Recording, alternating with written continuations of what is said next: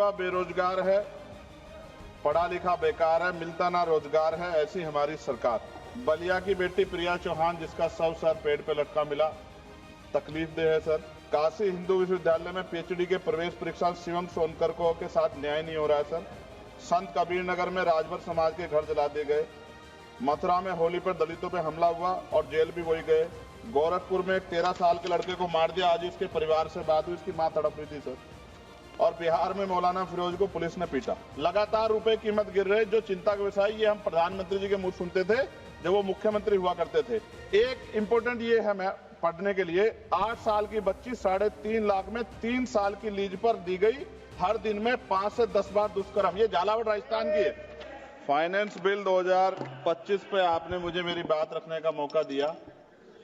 सभापति जी, युवा बेरोजगार है, पढ़ा लिखा बेकार है, मिलता ना रोजगार है, ऐसी हमारी सरकार। सर, मैं अपनी बात को शुरू करते हुए, मेरे मन में कुछ पीड़ाएं हैं, वो आपके सामने क्योंकि चेयर से ही कह सकते हैं सर। बलिया की बेटी प्रिया चौहान जिसका शव सर पेड़ पे लटका मिला, तकलीफ दे है सर। काशी हिंदू विश्वविद्यालय में पीएचडी के प्रवेश परीक्षा शिवम सोनकर को के साथ न्याय नहीं हो रहा है सर। वो प्रवेश परीक्षा के लिए आंदोलन कर रहा है। संत कबीर नगर में राजभर समाज के घर जला दिए गए। मथुरा में होली पर दलितों पे हमला हुआ और जेल भी वही गए। गोरखपुर में एक 13 साल के लड़के को मार दिया, आज इसके परिवार से बात हुई, इसकी मां तड़प रही थी सर। और बिहार में मौलाना फिरोज को पुलिस ने पीटा। अब मैं सर अब बजट पे आता हूं। निजीकरण से आरक्षित वर्गों के लिए नौकरी के अवसर कम हो रहे हैं सर। सरकार बताए कि राष्ट्रीय संपत्ति को बेचकर पूंजीपतियों को फायदा पहुंचाने की नीति कब बदलेगी।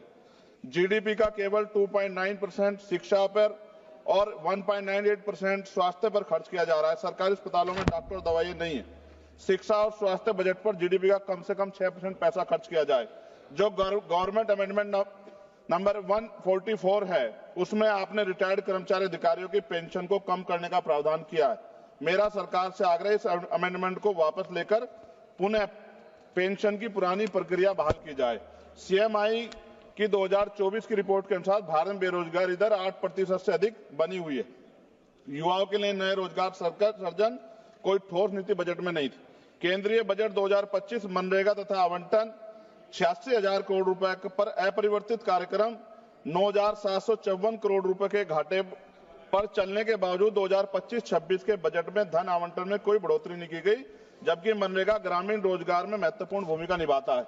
लगातार रुपए कीमत गिर रहे, जो चिंता का विषय, ये हम प्रधानमंत्री जी के मुंह सुनते थे जब वो मुख्यमंत्री हुआ करते थे।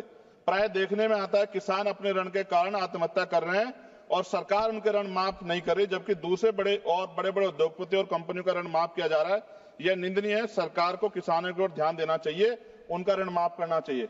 कृषि उपकरणों पर 100% जीएसटी की छूट दी जानी चाहिए। भारतीय शेयर बाजार पिछले कुछ समय से लगातार घाटे में जा रहा है। भारतीय निवेशकों का पैसा डूब चुका है, जबकि विदेशी निवेश लगातार भारतीय शेयर बाजार से पैसे निकाल रहे हैं। सरकार को इस ओर भी ध्यान देना चाहिए। कोई भी कर्मचारी अपने कुल वेतन पर वर्ष के अंत में टैक्स चुकाता है, परंतु उसके बाद भी खरीदी गई वस्तु पर कर देना पड़ता है। इस प्रकार के दोहरे कराधान से उसकी आर्थिक अक्षति होती है।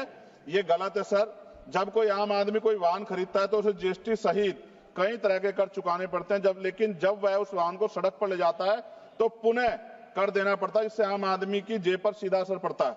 सरकारी स्कूलों में शिक्षा की स्थिति अत्यंत दयनीय है, जबकि दूसरी ओर निजी स्कूलों में शिक्षा इतनी महंगी हो गई है कि गरीब बच्चों को महंगी फीस, किताबें, बैग और ड्रेस के कारण शिक्षा से वंचित होना पड़ रहा है।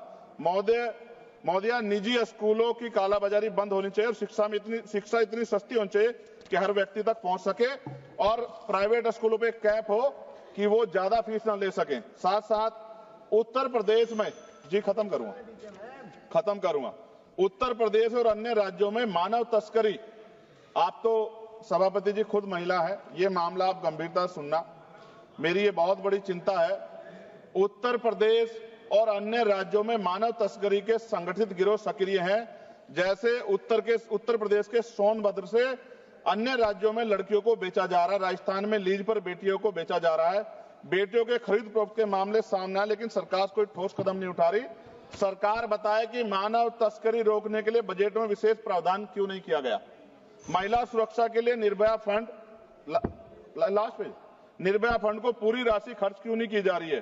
फंड तो बना दिया निर्भया के नाम से, लेकिन खर्च नहीं करे। बेटियों की बिक्री रोकने के लिए राष्ट्रीय टास्क फोर्स का गठन किया जाना चाहिए।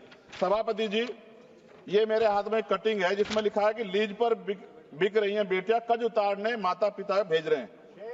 एक इंपॉर्टेंट ये है मैं पढ़ने के लिए, 8 साल की बच्ची 3.5 लाख में 3 साल की लीज पर दी गई, हर दिन में 5 से 10 बार दुष्कर्म। ये झालावाड़ राजस्थान की है। ये भारत है? ऐसा भारत जहां बेटियों को बेचा जाए, लीज पे दिया जाए और सरकार हाथ पे हाथ रखे तमाशा देखे, ये अच्छा नहीं है। अंत में न्यायपालिका में SC, ST, OBC व अल्पसंख्यकों की संख्या बढ़ाने पर सरकार क्या कर रही है?